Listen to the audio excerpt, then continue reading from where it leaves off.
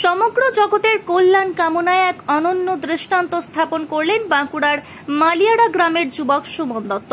শুশুনিয়া পাহাড় থেকে ফুলজামের রাজা রাজেশ্বর মহাদেবের মন্দির পর্যন্ত দণ্ডি কেটে যাত্রা শুরু করেছেন তিনি।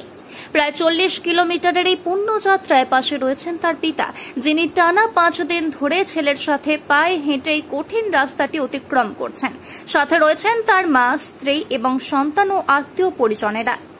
সুমনের এই তপস্যামূলক যাত্রার খবর ছড়িয়ে পড়তেই পথে পথে সাধারণ মানুষ থেকে শুরু করে ধর্মপ্রাণ ব্যক্তি সকলেই তাকে স্বাগত জানাতে ছুটে আসেন।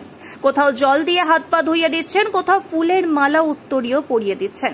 অনেকেই নতুন পোশাক উপহার দিয়ে তার এই উদ্যোগকে সম্মান জানাচ্ছেন। সুমনের কথায়, আমি জগতের মঙ্গল কামনায় এই দণ্ডি কাটে, মহাদেবের চরণে এই নিবেদন। তার এই ভক্তিভাব ও নিষ্ঠা দেখে আপ্লুত স্থানীয় বাসিন্দারা। কেউ বলছেন আজকের যুগে এমন দৃশ্য দুর্লভ, আবার কেউ বলছেন এই ছেলেটি গোটা সমাজের কাছে অনুপ্রেরণা। এই কঠিন সাধনায় যেন কোনো ব্যাঘাত না ঘটে, প্রার্থনায় রত সকলে। দেবাদিদেব মহাদেবের আশীর্বাদে সুমন যেন সুস্থ থাকেন ও ভবিষ্যতেও জগৎ কল্যাণে নিজেকে নিয়োজিত রাখতে পারেন, এই কামনাই করছেন সকলে। শুশুনিয়া থেকে চালু করেছিলাম মালিয়াড়া ফুলজাম। ও কবে যাত্রা শুরু হয়েছে? শনিবার থেকে শুরু করেছি আমরা, ভোরবেলা চালু করেছি 10টার দিকে, আর শুক্রবার সকাল 7টার সময় বাবার মাথায় জল ঢাল করেছে। আচ্ছা, প্রত্যেকদিন কত কিলোমিটার মোটামুটি পথ অতিক্রম করা হয়? 5 থেকে 7, 5, 6, 7 যেরকম পাচ্ছি সেরকম করছি। মূলত কি মেসেজ নিয়ে এই যাত্রা পথ?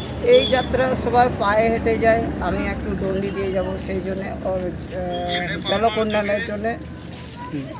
আচ্ছা, বর্তমান সমাজের প্রতি কি বার্তা থাকলো?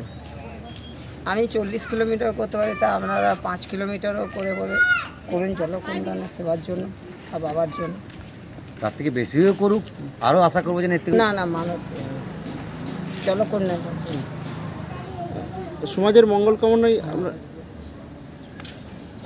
আরেকবার বলুন এটা। হ্যাঁ, সমাজের মঙ্গল কামনার জন্য। আমার খুব গর্ব, আমার এত গর্ব হচ্ছে মানে বলে বুঝাতে পারবো না। ছেলের মূলত কিসের বার্তা নিয়ে এই যাত্রা শুরু করে? বাবার ভক্ত, ও বরাবর বাবার ভক্ত, অন্য কোনো ইয়ে করে না, শুধু বাবাকে ছাড়া কিচ্ছু জানে না।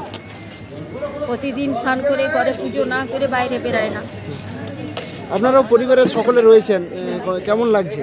আমাদের খুব ভালো লাগছে, আমার তো খুবই গর্ব হচ্ছে যে আমি একখানা ছেলে পেটে ধরেছি।